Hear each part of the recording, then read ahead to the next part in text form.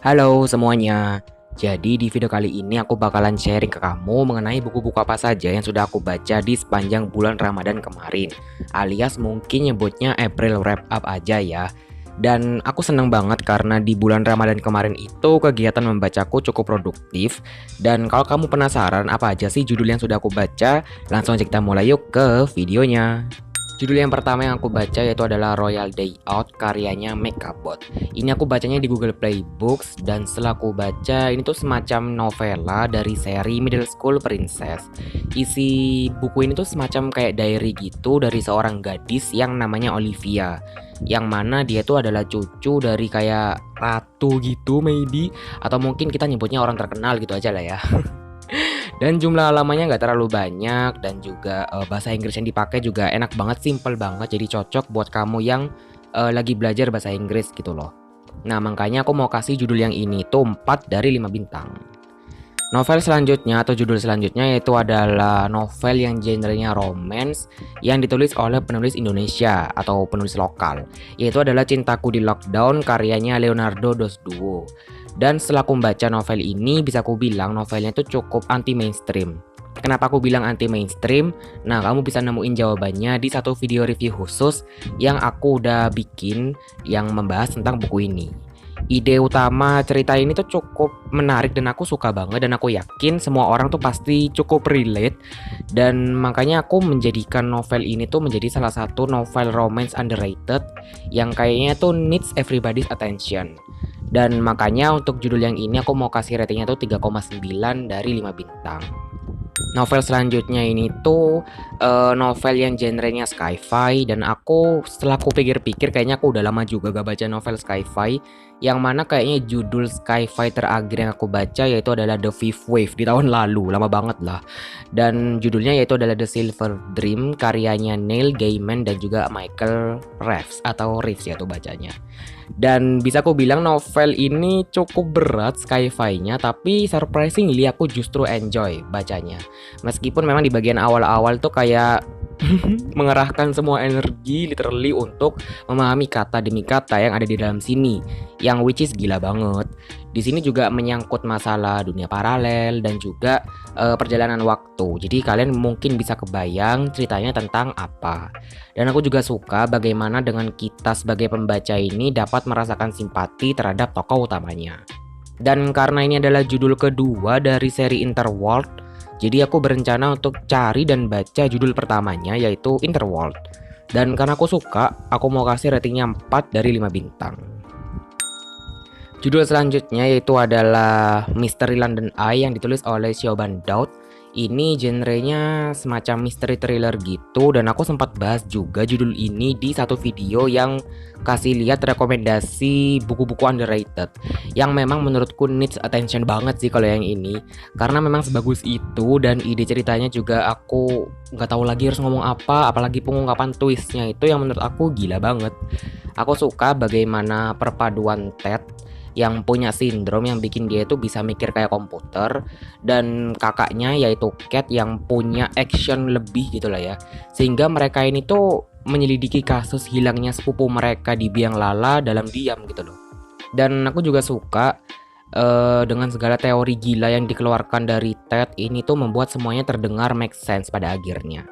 Dan pokoknya aku suka banget deh sama novel yang ini, dan kayaknya kedepannya bakalan sering banget aku sebut-sebut ya judul yang ini, jadi aku harap kalian gak bosen. Dan karena suka banget aku mau kasih full 5 stars. Dan kamu bisa cek untuk ulasan mengenai novel Misteri di London Eye ini di blog yang sudah aku taruh di description box, jadi lebih lengkapnya di situ aja lah ya. Judul selanjutnya yaitu adalah Mencari Alaska karyanya John Green. Ini tuh novel kedua dari John Green yang aku baca setelah aku membaca Paper Towns di tahun 2020. Lumayan lama ya. Dan jujur aku sebenarnya kurang suka Paper Towns itu karena aku gak paham endingnya. Tapi aku memutuskan untuk baca karya lain aja gitu dari John Green karena siapa tahu lebih bagus gitu kan. Dan kalau judul yang ini aku bisa merasakan lebih suka lah ya daripada Paper Towns karena lebih paham dikit. Dan selain itu karena judul ini juga masuk ke list top priority ku. Dan setelah aku baca, aku menemukan kesamaan dari dua novel yang udah aku baca dari John Green ini tuh, yaitu adalah John Green kalau nulis tuh kayak suka-suka dan kayak ngalir aja gitu, kayak ya udah kayak mengikuti aja, kayak mengaliri di air sungai gitu, paham gak sih maksudnya? Jadi kayak dia menulis kayak nggak ada yang konflik yang berat banget gitu lah ya. Dan di ceritanya tuh juga ada bumbu percikan spicy-nya gitu. Jadi makanya kayak ya khasnya John Green sih kalau bisa aku bilang ya. Dan di sini ada adegan yang buat aku sesak napas. Jadi makanya kayak menjadikan cerita ini lebih bagus sedikit daripada Paper Towns kalau menurut aku. Jadi makanya kalau yang ini aku mau kasihnya 3,5 dari 5 bintang.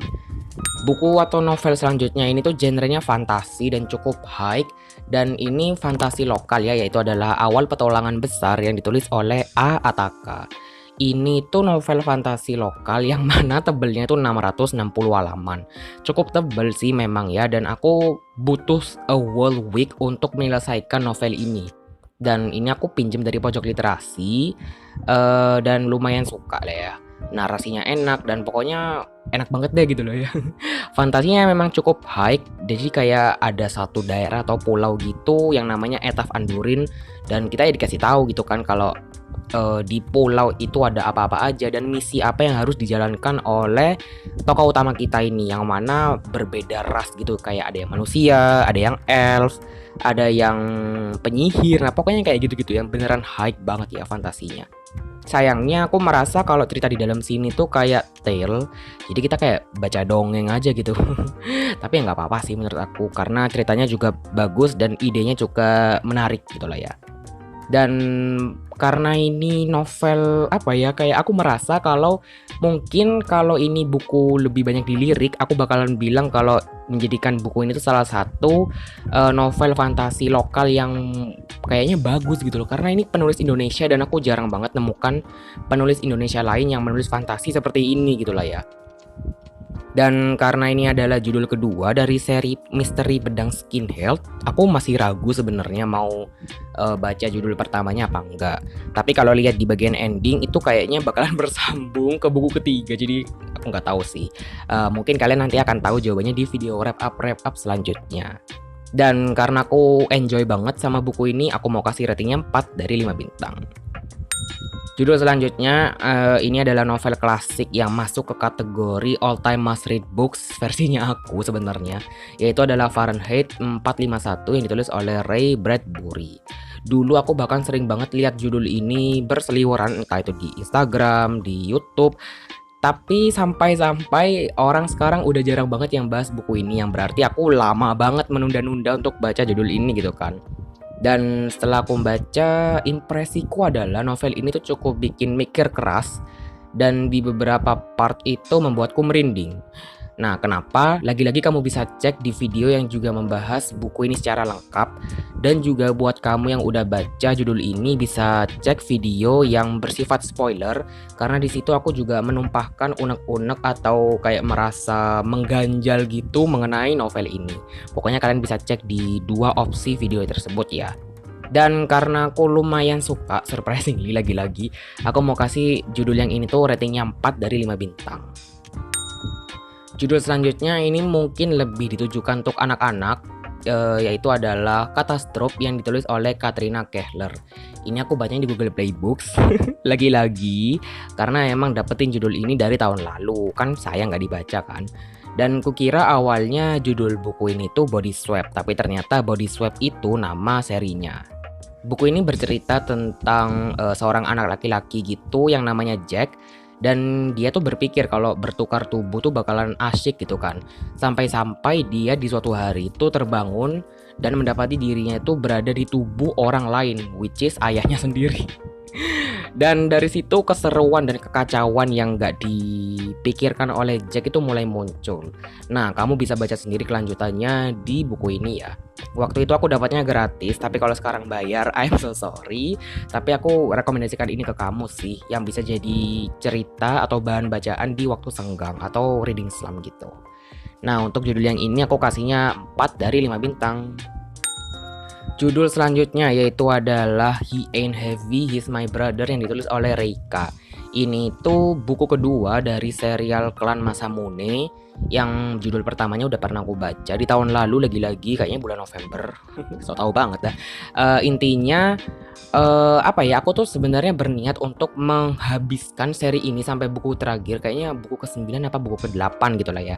Tapi ada satu hal banget yang masih mengganjalku, yang ngebuat aku akhirnya menunda-nunda untuk menyelesaikan novel ini atau seri ini, yaitu adalah ketidakadilan yang selalu diterima oleh tokoh utamanya, yaitu adalah Tadashi. Di buku pertama aja aku ngerasa kayak dia tuh selalu dituntut untuk sempurna gitu kan. Dan di judul yang ini bahkan lebih parah lagi, kayak dia tuh seolah-olah selalu disalahkan dan orang-orang tuh kayak tutup mata aja gitu, kayak ya wis lah gitu. Aku nggak tahu ya apa itu mungkin memang tujuan penulis, karena ya bisa jadi kayak karena dibikin seperti itu akhirnya pembaca menaruh simpati, ya aku nggak tahu juga. Tapi aku agak kesel-kesel dikit gitu sih, kalau kasihan banget Tadashi kalau diginiin terus. Tapi untungnya ini lumayan tipis judulnya, jadi emosinya nggak terlalu berlebihan. Dan kalau rating kayaknya masih sama ya, aku kasihnya 3,8 dari 5 bintang. Judul terakhir yang aku baca di bulan April yaitu adalah 1984 karyanya George Orwell. Ini aku bacanya di Google Play Books lagi-lagi, dan aku dapetnya secara gratis. Kaget banget gak sih? Tapi kalau sekarang bayar aku nggak tahu ya. Dan aku lagi-lagi udah membaca karya George Orwell yang lainnya yaitu Animal Farm tahun lalu, tapi aku nggak terlalu suka gitu kan. Dan akhirnya memutuskan untuk ya udah deh kita coba aja baca yang ini karena ini juga tersohor. Tapi ternyata aku lebih suka yang ini.